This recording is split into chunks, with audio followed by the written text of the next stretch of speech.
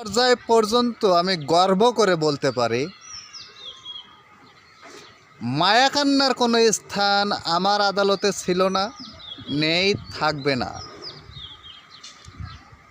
ফিলিস্তিনের জন্য যদি মায়াকান্না দেখাইতে চান, কোকাকোলা পেপসিকো বয়কট করেন এবং তাদের যতগুলো পণ্য আছে বয়কট করার চিন্তা করেন।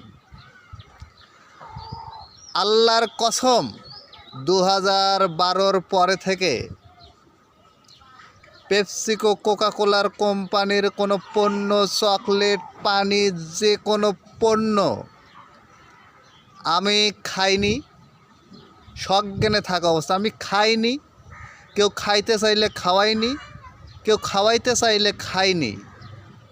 নিজে ব্যবসা করছি, বিক্রি করিনি।